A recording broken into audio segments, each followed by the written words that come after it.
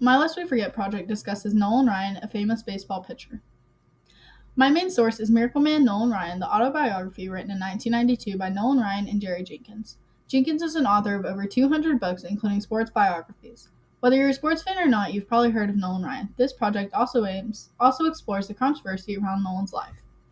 Nolan Ryan was born in Refugio, Texas on January 31st, 1947 to a working-class family. He was the youngest of 6 kids. According to pages 15 through 16 of Miracle Man, Nolan went to school in Alvin, Texas, a small town near Houston. He was a typical small-town boy until he wasn't.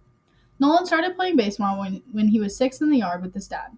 According to Miracle Man, page 55, the first time Nolan was recognized was in the 1965 state tournament when he was voted All-State and discovered by a big league scout. The rest is history. Several factors pushed Nolan Ryan into history. They were his family's influence, God-given talent, great timing, and good luck. Nolan's family had a big influence on his life. According to Miracle Man, page 58, Nolan didn't have a plan for his future. At 18, the Mets offered him $20,000 signing bonus and $7,000 per year. His dad said Nolan couldn't turn this down because he was making less than that. Nolan's father was a distributor for the Houston Post newspaper, and his mother was a social worker. They worked long hours and were proud of their work. They passed these values on to Nolan. Nolan's God-given talent, great timing, and good luck were apparent.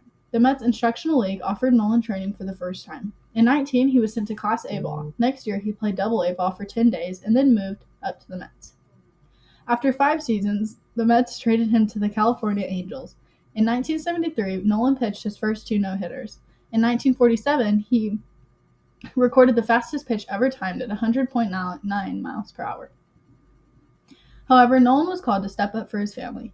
He was married to Ruth, and they had 3 kids, Reed, Reese, and Wendy. Reed, age 7, got hit by a car and was in the hospital. Ruth stayed with him. Nolan was on the road while also taking care of the other 2 kids. It was a long season. After his 8th season with the team, the Angels did not re-sign Nolan, and they moved back to Alvin. During this period, Nolan's main focus was his family. For the next season, in 1979, the Astros offered Nolan $1 million a year for 3 years. He agreed. Houston was only 30 minutes from his hometown, so he could stay close to his family.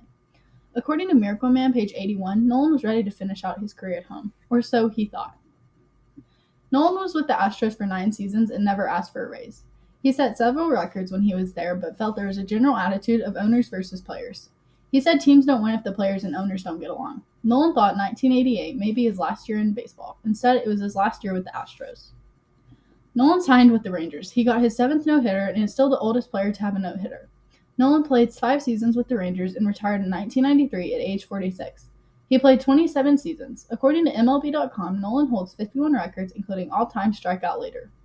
One of his most impressive records is the most no-hitters at 7, and today no one comes close. 4th is the next best.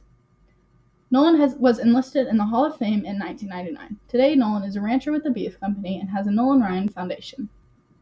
Even though Nolan Ryan is loved by many, he is a controversial figure. His ruthlessness is one issue. Some say he purposely hit batters so he would back off the plate. The most famous incident is when he hit Robin Ventura in 1993. Here's Ventura, RBI single in the first. Watch out. Look at this.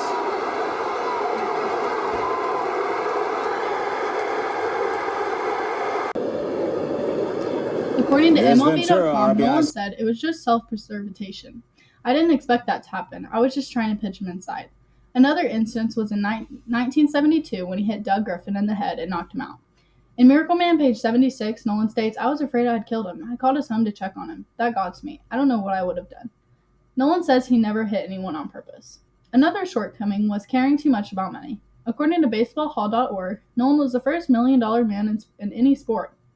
He was also one of the first professional sport players to do a paid advertisement.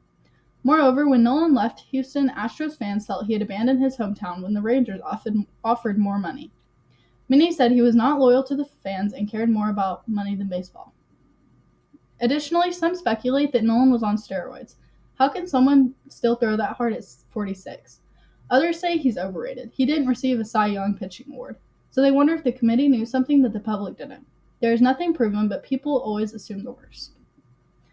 Nolan Ryan left a legacy. He is in the Hall of Fame, has 51 records, and is one of the best baseball pitchers in history. In my opinion, the most admirable thing about Nolan Ryan is his morals and how the fame did not change much. According to Miracle Man, page 33, Nolan said, "Just about everything we do is centered around our family." Most people don't have much bad to say about Nolan Ryan. I'm sure he's not perfect, but I think he should be remembered as a guy with a God-given talent who worked hard. He was the first $1 million man and set the trend for future athletes, but as a person, he is so much more. Thank you.